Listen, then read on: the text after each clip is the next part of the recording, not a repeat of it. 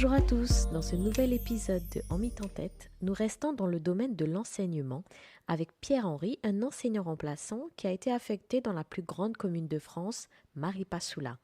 Une commune inconnue pour lui, mais un éloignement qui ne lui est pas si étranger. Bonjour, alors je m'appelle Pierre-Henri Boyer, j'ai 34 ans, je viens de Bordeaux, du sud-ouest de la France du coup, donc je suis métro. Et j'ai passé le CRPE en 2022 en Guyane. Et donc j'ai été PES pendant un an, bien sûr, donc à mi-temps entre Gaëtan Hermine et l'INSPE. Et à l'issue de cette année, donc j'ai été affecté comme TR à Maripasoula, donc une commune du Haut-Maroni. Donc c'est la commune la plus étendue de France. Et donc je suis affecté à l'école élémentaire Alexis Jonas, c'est l'école de rattachement. Et du coup j'ai travaillé pendant un mois et demi en tant qu'enseignant de CM1 là-bas. Et ensuite, quand ils ont trouvé quelqu'un sur le poste, j'ai remplacé une collègue qui est en congé maternité sur du CE1. D'accord. Jusqu'à 2 semaines avant les vacances scolaires. Elle a repris la classe pendant 2 semaines. Elle ne la reprendra plus jusqu'à la fin de l'année. Donc là, j'aurai les CE1 jusqu'à la fin de l'année. Et pendant ces 2 semaines-là, j'ai fait l'équivalent de Ulysse dans une école autre à Maripasoula. D'accord. Voilà. Et avant de passer ton concours, est-ce que tu avais déjà de l'expérience dans l'enseignement? Non, oui. j'avais jamais été enseignant. Qu'est-ce qui t'a donné envie de passer ces concours? En fait, ça faisait longtemps que je voulais le passer, mais c'était jamais le moment en fait. Au niveau professionnel ou alors au niveau personnel, c'était jamais forcément l'instant. Pourquoi? Parce que moi j'étais cuisinier dans une ancienne vie. Avant, j'étais acheteur de matières premières chez Nestlé. Ok. Et la cuisine, c'est un métier qui m'a énormément plu. J'ai adoré ça, mais bon, j'avais peur de me retrouver plus tard. Je voulais être enseignant depuis longtemps. Du coup, en fait, une année, je me suis dit, ok, là c'est bon, j'arrête le contrat. Enfin, j'avais terminé dans les terres australes et antarctiques. Mon contrat, il était fini. Du coup, je me suis dit, ok, donc là, je vais profiter de ce temps-là pour pour pouvoir travailler le CRPE et le passer en Guyane. En fait, je voulais habiter en Guyane depuis quelques années. En fait, j'avais été quand j'étais petit, ça me plaisait. Et être enseignant, c'était pour me rendre plus utile aussi aux gens. Enfin, je trouve que c'est un travail qui a du sens également. Et le faire en Guyane, oui, ça voulait dire quelque chose pour moi. Et c'est un projet que je nourrissais depuis un certain moment déjà. D'accord, donc c'est intéressant. On part de l'Antarctique. On veut rentrer en Guyane. On avait trop froid, c'est ça? Oui, on avait trop froid, exactement. Parce que les 2 degrés avec des vents pas possibles, ça fait un ressenti à moins 15 à peu près. Donc, la Guyane aussi, pour son soleil, pour la chaleur de ses habitants. Et est-ce que tu as été satisfait quand tu es venu en Guyane? C'est-à-dire, j'ai quitté le froid, j'étais cuisinier, je viens ici. Est-ce que ça valait le coup? Oui, ça valait le coup quand même. Non, ça valait le coup parce que c'est un nouvel endroit. Bon, moi, je connaissais que par rapport à ce que mes parents m'avaient dit ou ce que j'avais. Oui. Ils connaissaient la Guyane? Oui, ils y étaient. D'accord. Aussi, en fait, ils m'avaient amené quand j'étais petit. Plusieurs fois, j'y avais été 3 fois. D'accord. Et ils connaissaient parce que j'ai mon grand-père qui avait habité en fait en Guyane. Ok. Du coup, donc il y avait quand même une attache un peu familiale et personnelle par rapport à ça. Mais bon, moi, n'empêche que ça faisait quand même un moment que je n'y avais pas été, quoi. Ok. Donc oui, satisfait de rencontrer des Guyanais attachants, des Guyanais sympathiques, des nouvelles personnes, d'avoir aussi un travail certes qui est difficile, mais qui veut dire quelque chose. Apprendre à lire à des enfants, leur apprendre à compter, essayer aussi de leur apprendre à penser, c'est quand même pas mal. Après, c'est vrai qu'il y a aussi beaucoup de freins, que ce soit d'ordre socio, économique, bien sûr. D'accord. Mais très belle région et mystérieuse aussi beaucoup, parce qu'il n'y a pas qu'une Guyane, il y a quand même plusieurs Guyanes. Et il y en a beaucoup. Et qu'est-ce qui t'a tiré dans le métier d'enseignant? Tu avais quelqu'un de ta famille qui était déjà enseignant auparavant? Oui, j'ai une de mes tantes qui était PEMF. D'accord. Donc elle m'a dit que c'était un très beau métier, que c'était l'un des plus beaux métiers du monde aussi. Après, c'est un peu extrapolé, c'est même un peu utopiste, bien sûr. Donc on rappelle d'abord que PEMF, personnel enseignant, maître formateur. Exactement. Voilà, qui forme d'autres enseignants. Qui forme d'autres enseignants, Okay. Exactement. Oui. Donc elle m'avait parlé de son travail. Après, on regardait aussi des films ou alors on se renseignait un peu sur Internet, etc. Et c'est le fait de transmettre des choses en fait à des enfants et d'être aussi sur plusieurs disciplines. Parce que si t'es que prof, je vais pas dénigrer les autres, c'est pas du tout ça. Mais, non, mais c'est un beau métier. Bon, voilà, c'est un beau métier. Mais le fait d'enseigner quand même plusieurs disciplines, aussi, pas être cloisonné sur une matière en particulier, mais être pluridisciplinaire, je trouvais ça plutôt pas mal. Et oui, donc pour le moment, plutôt content d'être dans ce travail-là, bien sûr, dans ce métier. Et l'année de stage, qu'est-ce que tu en as pensé? Ça s'est bien passé pour toi? L'année de stage, c'était bien parce que j'avais une maître formatrice aussi qui m'a pris à mi-temps. Oui. Donc là, c'était bien. Pendant le premier mois, Du coup, on était en binôme. Donc, elle m'a expliqué comment est-ce qu'elle travaillait, ce qu'elle attendait aussi de moi, comment est-ce qu'on fait une séance, comment est-ce qu'on fait une séquence, comment est-ce qu'on gère aussi la classe, parce que il y a beaucoup d'humains, donc en fait, Oui. tout ne dépend pas de nous, bien sûr. C'est une obligation de moyens, mais des résultats, ça dépend aussi beaucoup des élèves, quoi. Mhm. Donc oui, elle m'a montré à peu près comment on fonctionnait, elle m'a mis sur les rails, en gros. Et ensuite, on est quand même jeté dans le bain très vite. C'est C'est-à-dire ça. qu'on est pouponné, materné un peu pendant le premier mois. Ensuite, c'est nous qui nous retrouvons tout seuls face à une classe. Ça t'a surpris, Et ça? effectivement, non, je Tu m'y t'attendais à ça? attendais, ouais. Ouais. Je m'y attendais. Après, si on prépare suffisamment bien chez nous en amont, Mhm. disons qu'on limite les temps morts Mhm. et ça se passe plutôt bien. Après, il y a des imprévus aussi, de toute façon, hein. Mhm. D'accord. Qu'est-ce qui t'a le plus surpris durant cette année de formation? L'hétérogénéité des classes, Ouais. bien sûr. Ouais, C'est-à-dire? il y a plusieurs niveaux dans la même classe. On peut Ouais. avoir 4 niveaux dans la même classe. C'est-à-dire que des élèves qui ont le niveau de maternelle, Exactement. d'autres qui ont un niveau de CP C'est ou ça. même Moi, j'avais CM2. des CM1, donc il y en a quelques-uns qui ont un niveau CM1. Mhm. Mais il y en a aussi un bon quart qui a un niveau CE1+, un autre niveau CP. Il y a aussi des élèves allophones, également, qui ne parlent pas du tout la langue. Mhm. Donc effectivement, il faut les intégrer aussi. Alors ils sont en UPE2 ça, donc ils ont des cours spéciaux la matinée pendant 1h30, enfin Gaëtan Hermine du moins c'est ça. Et le reste du temps, ils sont quand même avec nous, mais sans forcément comprendre ce que le maître dit. Donc quand on a 3 là-dedans, ça peut être quand même assez sportif et assez difficile de pouvoir faire court tout en gérant aussi ses enfants. Donc en fait, il faut pouvoir être sur tous les fronts à la fois. Est-ce que tu trouves Et que ça la nécessite formation t'a préparé à ça? Non, pas plus Du que tout. ça. C'est toi qui te casses, enfin c'est toi qui es fou au début surtout. Mhm. Quand tu as été bordélisé 5 fois, 6 fois, 6 fois, c'est peut-être que t'as pas été assez, Ouais. que tu t'es pas assez préparé tout seul. Donc là, tu rentres chez toi le soir, tu réfléchis. Ok, comment est-ce que je peux faire mieux demain pour justement les pallier à ça? Et ça implique quoi? Quand il y a beaucoup de niveaux différents dans une classe, pour le maître, qu'est-ce que ça implique? Ça implique qu'il faut d'abord identifier les groupes de niveau. Donc ça peut prendre du temps. Et une fois qu'ils sont clairement identifiés, tu fais ton cours. Et pendant les phases de recherche, il faut différencier. C'est-à-dire que tu vas mettre des exercices qui sont adaptés en fait à chaque enfant. Mhm.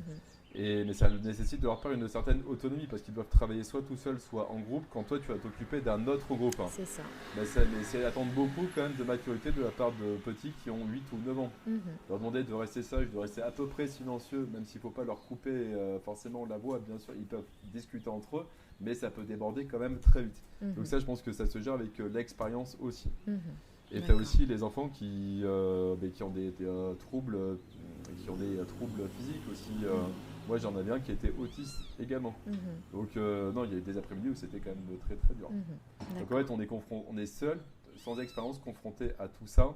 Donc il faut garder le moral et savoir se dire ok, ça a marché, ça n'a pas marché, on fera mieux demain. Est-ce que tu Mais penses savoir se que... féliciter aussi, hein. Enfin, je veux dire, quand il y a quelque chose qui a marché, on se dit Ouais. ok, c'est bien, au moins tu as réussi. Là. C'est ça. T'as réussi Est-ce que ça. tu penses qu'il y aurait eu, s'il y avait plus de préparation de la part de la formation, que tu aurais mieux abordé ces niveaux-là, ces classes-là, comment ils auraient pu t'aider mieux?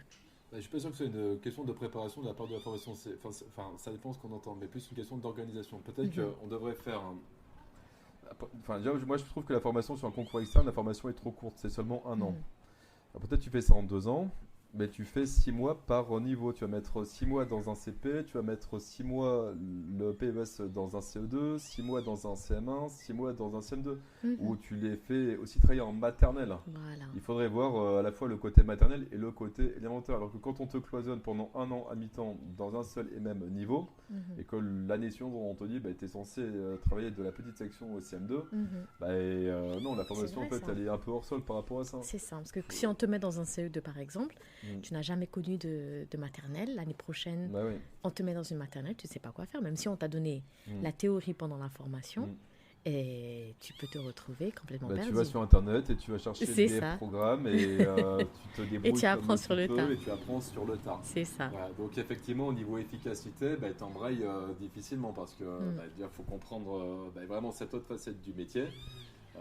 Oui, c'est des enfants très très jeunes. Enfin, oui, ils ont quand même 3 ans. Mhm. Donc là, oui, c'est limite puéricultrice ou puériculteur. Donc on est vraiment sur un Mhm. autre métier. Ouais. Donc oui, il faut toujours s'adapter en permanence Mhm. et ne pas baisser les bras parce qu'il y a des moments, oui, c'est long, c'est lourd. Bon, et après, on a aussi des conditions en Guyane qui font qu'il fait chaud et on a des vents à tilo qui fonctionnent, mais bon, c'est parfois avec 35 degrés dans la classe, hein. Mhm. Et donc tu finis cette formation, Mm. tu t'attends à ce qu'on te mette où? Dans Alors quelle après, école, dans quelle ouais. ville, dans quelles conditions? Alors après en Guyane, il y a une particularité, c'est que le territoire EVA c'est aussi grand que le Portugal de toute façon, avec des écoles disséminées un peu partout sur l'ensemble du territoire. Donc il y a le littoral certes, mais le littoral est aussi divisé en plusieurs zones, hein. De toute façon, le littoral de Saint-Laurent-du-Mar, Maroni, Mhm. c'est pas le même que celui de Kourou, ce n'est pas non plus le même que celui de Rémire, Cayenne, et ce n'est Mhm. pas le même non plus que celui de l'Est, quoi. Mhm. Bon, et après, il y a aussi le fleuve, donc avec toute cette culture moi je suis métro, enfin j'avais fait le stage fleuve en mars sur l'Oyapock, mais Oui, vous c'était étiez allé pendant ponctuel. une semaine ou deux Pendant semaines, c'est 10 ça? jours, ouais, c'est ça, à peu près, Voilà, on était à Camopi, hein. voilà, à Camopi. Camopi et à Trois-Palétuviers aussi, ouais. D'accord. Voilà, donc on avait déjà vu un peu la manière de travailler dans ces endroits, leur manière de vivre aussi et les difficultés qu'ils connaissent au quotidien. Donc ici ça fonctionne avec un barème de points. Bon, moi j'en étais conscient quand j'avais passé le concours. Je le savais que au début j'allais être amené sûrement à travailler dans les communes isolées. Donc moi je suis d'accord pour mettre 1 an au maximum 2 ans de mon temps. Mais l'idée ce serait quand même de retourner sur le littoral, enfin sur l'île de Cayenne ou à Kourou après. Mais voilà, après, donc non, moi j'ai été affecté à Maripasoula en tant que remplaçant, c'était pas une surprise pour moi. Mais voilà, mais j'étais pas trop déçu non plus, parce qu'il y Oui. a d'autres endroits sur le fleuve où c'est un peu plus compliqué. Mhm. Donc bon voilà, j'étais conscient de ça et c'est ce qui est arrivé, hein. D'accord. Tu avais mis Marie Passoulia à la fin de tes vœux Ah, ou en vol numéro 19, en hein. vœu numéro Eh 19? oui, bien D'accord. sûr. Sur combien? Ah, sur 30 ans. D'accord. Ouais, bah, Ok. parce qu'on est obligé de mettre des vœux fleuve, hein. Donc D'accord. du Oui. coup, voilà, obligé, et donc Ok. Marie passe sous l'arrêt, effectivement. Donc, on apprend. On va enseigner en septembre prochain. Marie Passoula. Mm. Comment on se prépare? Alors déjà, il faut trouver un logement. Ouais. Ça, c'est la base. Ça a été facile? Ça va. En fait, il y a Ouais. des groupes WhatsApp, tu te mets dedans et tu dis que tu cherches une colocation ou alors une location. Et moi, j'ai été contacté assez vite, donc j'ai trouvé une colocation en fait au début à Maripasoula. Très bien. Voilà, donc ça c'était réglé, donc plutôt bien placé, la maison qui est jolie, etc. Donc pratique. Mhm. Ensuite, j'ai contacté l'école pour dire que j'allais arriver, etc. Là, par contre, aucun retour, même pas, oui, d'accord, on a reçu votre message, non, rien. Bon, du coup, bon, je me suis dit, ça va être un peu spécial. Mm. Et psychologiquement, bon, il faut se dire qu'il y a quand même l'avion qui va nous ramener, que c'est qu'à 1 heure de vol de Cayenne, donc bon, ça devrait aller, quoi. Ok, donc tu Après, es il y a la assez règle. optimiste. Oui, assez Quand tu- optimiste, ouais, parce qu'en fait, Ouais. les besoins primaires, ils sont assouvis. C'est Oui, le logement, et tu sais que tu as quand même ton c'est travail ça. là-bas. Donc bon, tu sais que ça va pas forcément être évident. Alors tu regardes aussi des choses sur Internet, tu te renseignes aussi, mais il y a assez peu d'informations. Ok. Donc tu sais que tu vas découvrir sur le tard, bien sûr. Ok. Et quand tu arrives à Marie Passoula, la rentrée arrive, tu arrives à Marie Pareil, à Passoula. Maripasoula, moi je suis rentré du Mexique et du Pérou. Et j'avais bourlingué un peu dans des endroits difficiles là-bas. Donc j'ai Mhm. pas été trop dépaysé par rapport à ce que je connaissais. D'accord. Voilà. Donc après tu atterris, donc une fournaise pas possible, bien sûr. Mhm. Et j'y avais jamais été, donc Mhm. tu vois enfin, je m'attendais à ça. De toute façon, j'avais eu quand même des photos, donc j'étais pas trop surpris, quoi. Ok. Donc après, la rentrée arrive, tu te présentes, etc. Et on te donne donc un CM1 et voilà, on te dit, ok, c'est temporaire parce qu'il va y Oui. avoir quelqu'un qui va se positionner Parce que dessus. toi, tu es Parce remplaçant. que moi, je suis remplaçant. Voilà. Donc tu n'as pas Effectivement. une classe à toi, tu remplaces des enseignants qui ne sont Exactement. pas venus. Voilà, Voilà. c'est Ou ça. qui sont malades. Ou qui sont malades. Ok. Ouais. Et là, en ce moment, tu es dans une classe? Alors, j'ai une classe de CM1, j'ai une classe de CM1, je remplace Ouais. une maîtresse qui va passer en congé maternité. Mhm. Et pendant 2 semaines, elle a été revenue, donc j'ai fait Ulysse Oui. dans une autre école. Ok. Donc Ulysse, c'est D'accord. plutôt intéressant parce que tu as des groupes de 3-5 élèves à peu près, Mhm. qui ont à peu près le même niveau. Alors ça peut être des élèves en grosse difficulté Mhm. ou des très bons élèves, hein, ce qui permet de décharger le maître ou la maîtresse pour pouvoir travailler avec les autres enfants sur un rythme différent, quoi, plus approprié, hein. D'accord. Et alors, bilan? Est-ce que tu es satisfait Bah, le finalement? bilan, oui, satisfait, parce que tu vois, enfin, bon, l'Ulysse pendant 2 semaines, c'est quand même très court, donc ouais, tu vois pas d'évolution réelle en fait, Oui, parce que c'est pas assez, il faut faire ça pendant des mois. ben, c'est le problème du remplaçant, ça. Mais c'est ça, Toujours. donc faut savoir, un peu gérer cette Ouais, frustration, mais il faut savoir s'adapter aussi. c'est ça. Mais en passant, oui, c'est un métier que je cherchais parce que bah, j'aime bien changer d'école, j'aime bien aussi voir de nouveaux collègues, voir de nouveaux niveaux Mhm, et plusieurs enfants aussi.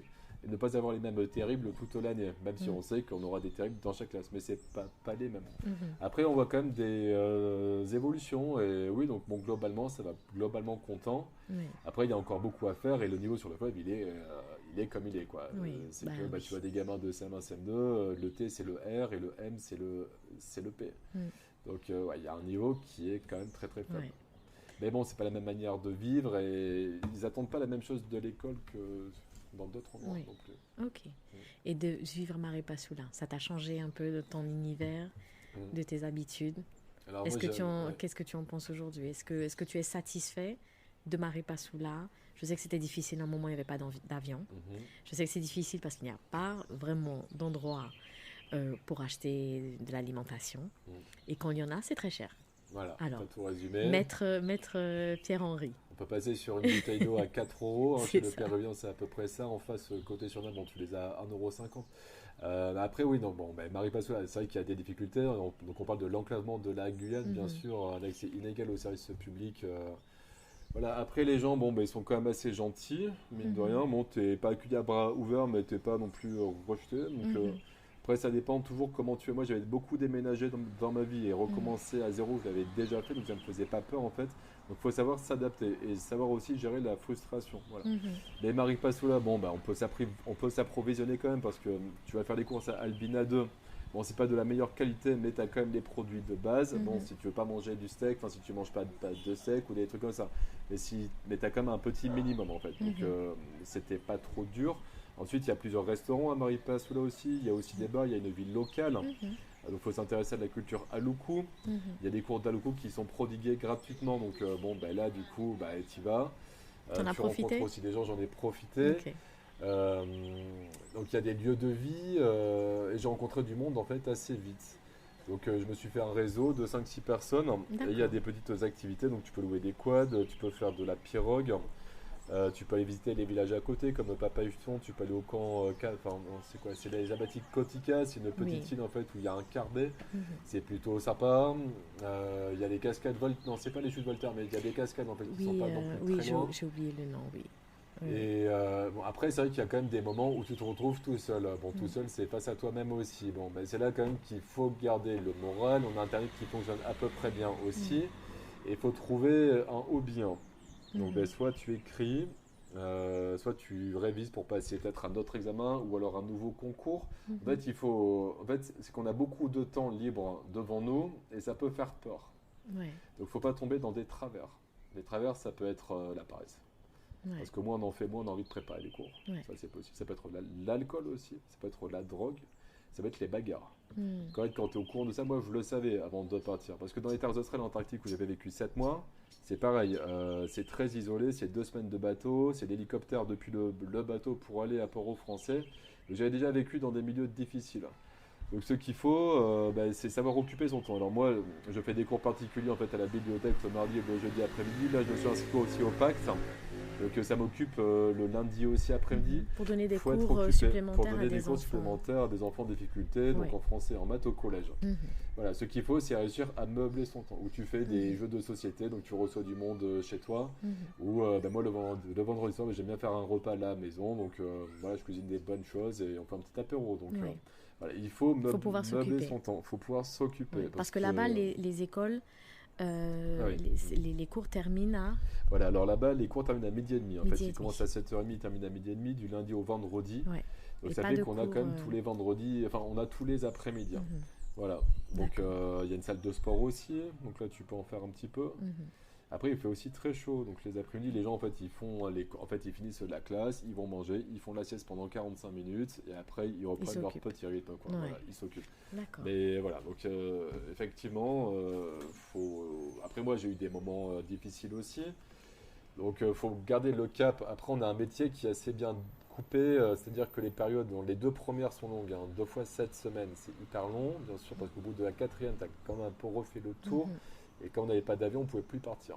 Comment tu C'est- as vécu justement cette période-là où il n'y avait plus d'avion, on ne sait même pas quand est-ce que l'avion va Mm, reprendre, on ne sait pas s'il y aura une nouvelle compagnie. mm. Comment tu as vécu ça? Bah, disons que tu es résigné en fait. À un moment, tu es résigné. En fait, au début, il y a un déni du truc, hein. Comme c'est nouveau, etc.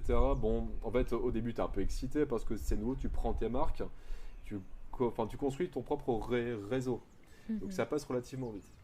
Après, une fois que ça s'est mis en place, que tes élèves, tu les connais, bon, même si tu remplaces, mais bon, tu vois les écoles, tu vois à peu près qui est-ce qui dirige, etc. Bon, tu sais que ça va aller. Si tu travailles de ton côté, ça va aller. Donc les 3 premières semaines, ça allait plutôt bien. Ensuite, oui, ben, il y a une période de flottement où ben, forcément il y a le quotidien qui vient nous rattraper. Il y a le réel en fait qui te rattrape, hein. Mhm. Donc là, tu ressens plus les problèmes d'approvisionnement. Ouais, tu commences à trouver le temps plus long. Ouais. Mhm. Donc, Mais tu as réussi à avoir des nécessaires en termes d'alimentation? ben, moi, j'étais venu avec déjà des choses. J'avais ramené du stock. J'avais ramené 80 kilos en fait, un frais de Ah, pirogue. en Donc pirogue, avec des d'accord. sauces, avec quand même le nécessaire ouais, pour pouvoir ben, au moins tenir la première période. Du café beaucoup aussi. Ma machine à café, ouais, des choses comme ça. D'accord. Après, quand on a vraiment besoin de quelque chose, bon, bah, tu vas chez le Péruvien côté français ou alors au Suriname. Mhm. Mais bon, faut pas avoir envie de manger des yaourts, du C'est ça, camembert, donc c'est ton ça. alimentation bah, devient quand même assez binaire. Enfin, limite, Mhm. hein, c'est C'est ça, riz, c'est pâtes, très très et simple. il n'y a pas de légumes plus que ça non plus sur place. Mhm. Donc, après, ça coûte limite moins cher de manger dans des restaurants sur place que de cuisiner soi-même. Mhm. Et quand tu as appris que finalement Air Guyane ne serait pas repris, que comment ça s'est passé dans ta tête? Tu t'es dit, Ça a est-ce que je vais été. réussir à revenir sur le littoral pendant les vacances? Qu'est-ce que je vais faire là? Après, oui, donc forcément, on se demande ça. Donc, on avait plusieurs options. On s'est dit, soit on peut rentrer en pirogue, bon, ça va prendre quand même 11 heures. Après, ensuite, donc, il faut aller à Saint-Laurent. Après, ça va Mhm. être le trajet Saint-Laurent-Cayenne. Donc là, on sait que ça va être quand même une grosse journée en partant très tôt, en arrivant très tard le soir, de perdu. Mais que techniquement, c'était possible. En fait, Mhm. quand c'est comme ça, il faut te dire, ok, qu'est-ce que j'ai comme solution? Donc, première possibilité. Deuxième possibilité, c'était passer par le Suriname. Mhm. Parce qu'il y a un petit aérodrome à Mhm. Lawatabiki qui a 20 minutes ou 30 minutes de pirogue depuis Maripasoula Mhm. et qui t'amène à Paramaribo. Mhm. Donc, bon, pourquoi pas passer les vacances à Paramaribo? Et C'était quelle possible. solution tu as choisi? Mais c'était trouver enfin, c'était prendre un vol privé. D'accord. Ça, c'était aussi une dernière possibilité qui coûte plus cher, mais qui te prend directement à Oui. Maripasoula pour t'amener à Cayenne. Mhm. Le problème, c'est que ben, moi, il a eu 3 jours de retard quand même, l'avion privé. Ouais. Oh Tu devais là. partir le vendredi, il vient te récupérer que le lundi. Ouais. Parce que problème de kérosène ici, et tous les D'accord. avions privés étaient bloqués pendant 3 jours. Oui, donc c'est un peu la croix et la bannière. Ouais, Et ça tout à coûtait fait. combien l'avion Bah, privé? t'es à 170 euros l'aller, ouais, à peu Voilà. près. Ouais. S'il est rempli. S'il est En étant rempli. rempli, c'était ça. Ouais, Voilà, en d'accord. étant rempli, c'était ça. On était 6 dedans. Mais D'accord. s'il n'est pas rempli, oui, tu passes à 220, 250 par personne. Mhm. Allez, hein, on parle. Donc Oui, oui, effectivement, oui, ça oui. fait quand même un sacré budget, hein. Ouais, Pour 1 heure beaucoup. de vol, ouais. Mm. D'accord. Ouais, ouais. Donc, et ce moment-là où donc voilà, tu as trouvé d'autres solutions, mais est-ce qu'à un moment tu as eu peur en te demandant qu'est-ce que je fais à Maripasoula? Pourquoi je suis allée aussi loin? Ou est-ce que tu t'es dit non, ben ça va aller. De toute façon, il y aura toujours une solution, ça va aller. Ouais, bah moi je reste optimiste, ouais. Je me dis de toute façon il y aura toujours une solution. Mais c'est que c'est des vies. Moi, vivre en métropole, avoir un boulot classique dans une vie normale, c'est pas ce qui m'intéressait non plus. Je Mhm. sais que bah, la vie passe quand même relativement vite et j'aime bien vivre des expériences un peu spéciales, ouais. Un Mhm. peu hors du commun. D'accord. Et ça s'arrêtait à Maripasoula. Tu vois, je n'aurais pas été plus loin dans les communes isolées. Je cherchais pas ça non plus. Ouais. Donc il y a des moments où ça passe très vite, il y a des moments où en fait quand tu es occupé ça va. Tu sais que bon ok là on est lundi, là on est à mercredi, bon très bien, il y a la moitié de la semaine quand même qui est passée. Mhm. Vendredi soir tu sais que tu vas recevoir du monde donc tu commences à faire un peu tes courses, tu prépares tes repas, tu prépares tes plats. Moi j'étais cuisinier avant, du coup je sais bien cuisiner avec pas grand chose parce que j'ai Mhm. appris ça. Voilà. Donc, et en donnant des cours particuliers en plus à des gamins, ben, ça fait que tes après-midi sont un peu remplis. Et Mhm. après, oui, effectivement, il y a des moments où tu te dis, oui, qu'est-ce que je fais là? Il fait nuit à 7 heures. Bon, c'est partout pareil, bien sûr, mais là, quand tu es limite tout seul, qu'il te reste encore 4 semaines à faire, ouais, tu te dis, ouais, vraiment, qu'est-ce que je fais là? Ouais. Qu'est-ce que je fais là? Et tu Ouais. réfléchis. Et forcément, tu te dis, est-ce que j'ai eu raison? Alors, le métier me plaît, mais bon, l'environnement. L'environnement, ouais, il faut se protéger, il faut pas tomber dans les problèmes dont on a parlé tout à l'heure. Ouais, tu te dis qu'est-ce que je fais là à 34 ans? Est-ce que je ferais pas mieux de construire ma vie ailleurs, dans d'autres contrées? Ouais, bien sûr. Mais je te Forcément, pose la c'est des question. questions qu'on se Je pose. te pose la question. Disons que si je reste un an à Maripasoula, ça va, mais je ne ferai pas 3 ans non plus. Ouais. Pourquoi pas 2 ans grand max, mais je ne fais pas 3 ans non plus. Mhm. Parce Pourquoi? que Qu'est-ce c'est qui un te manque le sacrifice. plus? Disons que moi, tout ce que j'avais créé avant en un an ici, en fait, je m'étais très bien intégré sur le l'IATO. J'étais dans mon club de plongée, j'avais ma compagne, etc. J'avais mon appartement, ma voiture. Tout ça, tu l'as plus. Mm. C'est fini, hein. Et tu te dis, mais en fait, pourquoi est-ce que je me violente autant? Pourquoi est-ce que je quitte tout ça? Pourquoi, en fait, au final? Mm. Donc, encore quand tu as 23 ans, tu as encore beaucoup de temps. La trentaine, c'est dans 7 ans, tu vois. Donc, tu peux te dire, ok, je vais rester 3 ans et voilà. Et moi, j'ai un âge où j'ai plus envie, donc j'ai pas envie de sortir de là-bas à 40 ans. C'est Mhm. hors de question. J'aurais l'impression d'être passé à côté de quelque chose. Mhm. Donc, si ça a du sens, ça reste 1 an ou 2 ans maximum, mais je ne ferai jamais plus. Mhm. Mais ça, c'est certain. Qu'est-ce que tu conseillerais aux stagiaires cette année, des enseignants stagiaires? Qu'est-ce que tu leur conseillerais? D'aller dans les communes isolées, éloignées, ou de rester absolument sur le littoral? Donc, au niveau stratégie, hein. Oui. Alors, en fait, si on prend quelqu'un qui est dans mon cas, qui n'a pas d'enfant et qui n'a pas de points, en fait, il va commencer le mouvement. Il va devoir participer au mouvement Mhm. intra, qui va commencer, comme moi, à 0,33 points. Après, si vous avez un enfant, c'est juste un point par enfant. Mhm. Donc, bon, c'est quand même pas grand-chose. Et en fait, ça fonctionne avec un barème. C'est-à-dire que l'île de Cayenne, pour être enseignant en élémentaire, c'est-à-dire du CP au CM2, je crois que c'est un minimum de 25 points ou des choses comme ça. Voilà, donc avec 0,33 points, on est quand même loin, hein. Donc, Mhm. il faut se dire, ok, où est-ce que je peux aller, comment maximiser, en fait, c'est un calcul coût-avantage, en fait. Mhm. Donc c'est des zones. Le truc, c'est que si vous allez en zone 1, donc c'est les zones du littoral, mais ça part de Saint-Laurent-du-Maroni à Saint-Georges. S'il y a la route qui passe, vous êtes en zone numéro 1. C'est-à-dire que vous ne gagnez qu'un point par an grâce à l'ancienneté générale des services. Et après, les points de fidélité au poste. Mais il faut rester au moins 5 ans dans ces endroits-là pour pouvoir se rapprocher de l'île de Cayenne, en englobant Kourou, bien entendu. Mhm. Donc ça, c'est la zone 1. Après, l'avantage, c'est qu'il y a quand même la route, hein, pour pouvoir s'approvisionner, et il y a un super U à Saint-Laurent. Donc ça, c'est comme un avantage. Pour partir en vacances, boum, on n'est pas loin, on peut aller à Mhm. Albina assez vite, c'est ennuyeux. Exactement. Option numéro 2, c'est prendre moi ce que j'avais choisi, c'est la zone 2. La zone 2, vous marquez 5 points par an de bonification liée à l'isolement géographique, mais elle est entre les deux, quoi. C'est-à-dire que il y a quand même un avion qui doit fonctionner Mhm. et les approvisionnements sont compliqués, mais ça va quand même. Donc moi, c'est ce que j'ai demandé. Si c'était à refaire, j'aurais pas pris Maripasoula par rapport au problème de vol. Et pour rentrer, vous payez quand même 90 euros aller, 90 euros retour. Si vous n'êtes pas résident, sinon c'est 120 euros l'aller-retour. Mhm. Et voilà, la carte de résident, ça prend du temps. Parce Mhm. que tout est long là-bas. C'est ça. Donc moi, ce que je conseille, c'est à Patou. À Patou, parce qu'il y a une route en voiture. Et là, vous ne dépendez pas du tout d'Air Guyane. Et ça vous coûte moins cher, en fait, au niveau essence, que de payer encore 120 balles ou 180 euros. Moi, je conseille à Patou, hein.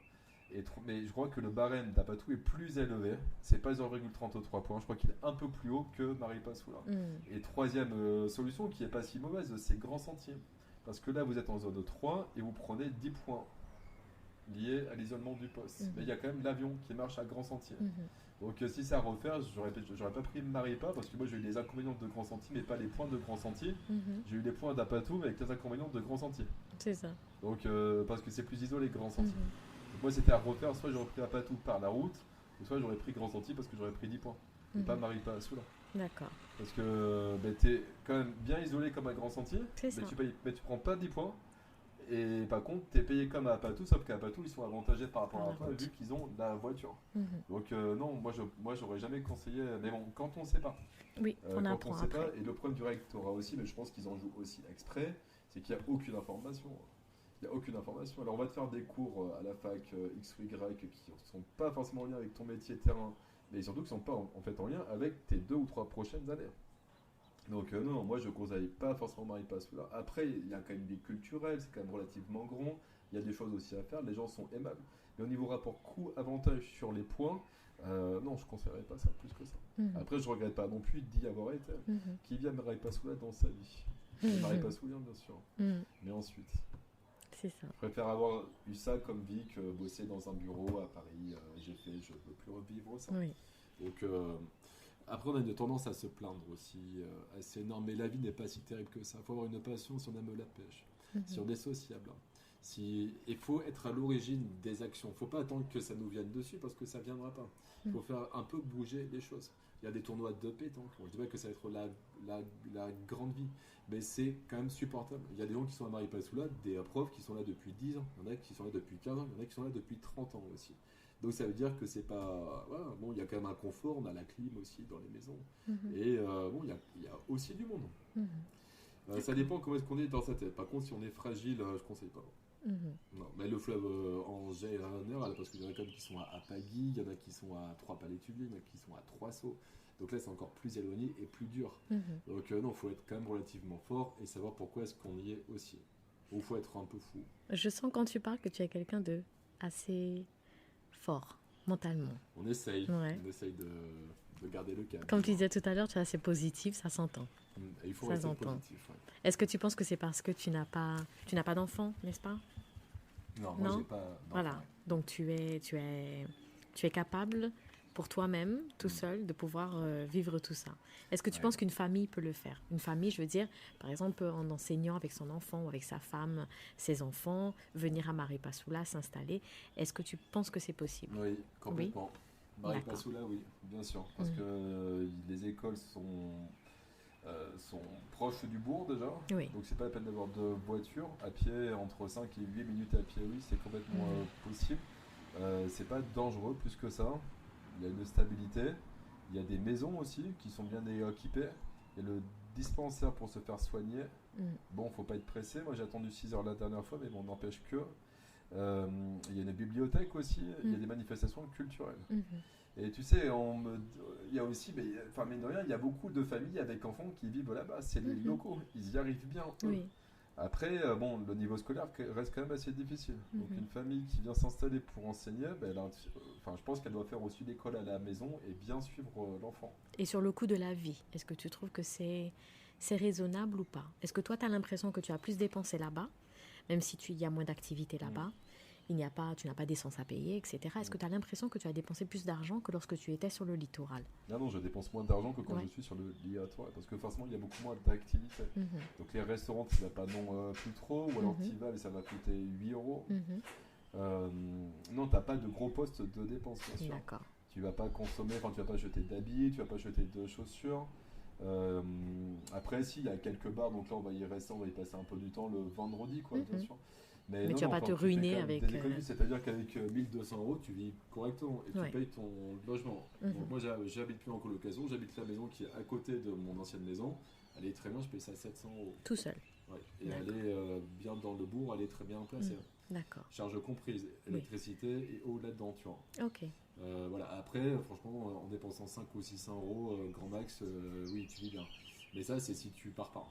Donc voilà, après si tu pars, tu vas prendre ton avion aller-retour et tu vas habiter soit chez des amis à Rémire, à Cayenne ou tu vas louer. Où tu vas aller louer. Donc effectivement ça augmente un peu tes charges. C'est ça. Mais le coût de la vie, tu as beaucoup moins de dépenses. Tu vas pas au cinéma, tu vas pas des choses comme ça. C'est pas le cinéma qui coûte si cher. Ouais. C'est 7,50 €. Alors ça fait 4 mois et demi que tu es à Maripasoula. Tu es satisfait pour l'instant? Ça va? Ça va, ça passe. D'accord, ça passe. Où est-ce que tu te vois en septembre prochain? TR à Kourou. À Kourou, d'accord. Effectivement. Ouais. Mais je garderai ça en souvenir de toute façon. J'espère que ce sera comme ça. Après, on n'a pas la boule de cristal, bien sûr. Mais toutes les expériences, tu sais, sont bonnes à prendre. À condition qu'on y mette du sens. Oui. Donc, non, c'est pas une mauvaise chose. Et ça fait relativiser sur sa propre vie aussi. On se plaint moins. Quand on se plaint, on se dit, mais regarde comment est-ce qu'ils vivent aussi d'autres. Et on les juge pas non plus, parce que c'est leur manière de fonctionner. Et Maripasoula, c'est la capitale du fleuve. Il y en a qui est bien plus profond dans le fleuve. Et ils s'en sortent. C'est-à-dire que tu vas dans des endroits, ils pêchent leurs poissons en mettant des racines dans l'eau, ils asphyxient le poisson comme ça, et c'est des gens qui fonctionnent. Et après, là on peut extrapoler, mais je pense qu'on perturbe aussi leur équilibre en venant s'immiscer dans leur vie. Mine de rien. D'accord. Ok. Donc non, une bonne chose. Et après, il y a le Kumu-Kumak aussi à faire. Il y a plein de possibilités. Tu te vois le faire cette année? Si j'arrive à trouver un groupe, oui. Ouais. Oui. Ok. Donc non, une bonne expérience. Mais il faut avoir quand même du mental. Mais ce n'est pas l'endroit le plus compliqué, Ok, même s'il est compliqué. ouais, Si l'avion fonctionne, tu as 4 vols par jour, ok, à 1 heure de vol. Donc ça va. ok. Voilà. D'accord. Bon, je résume en disant qu'on ne voit pas Pierre-Henri dans 40 ans. Non, j'exagère, 40 ans. Mais dans 5 ans, Marie Fasoula. Non, ça Non. va, non, c'est pas possible. Non, non, non, non, non, non, Ok. non. Et pour résumer, Pierre-Henri enseignant, ça a été une bonne décision ou pas? Oui, je suis content. C'est un métier Ouais. qui a du sens et qui me plaît. Ouais. Donc oui, ça par contre, à 40 ans, oui, je me vois bien continuer. Bien Ouais. sûr. D'accord. Effectivement. Ok, ben j'espère que tu auras ton souhait pour l'année prochaine. J'espère aussi, je Voilà. croise les doigts, on va toucher du bois là. Merci beaucoup, Pierre-Henri. Merci à toi.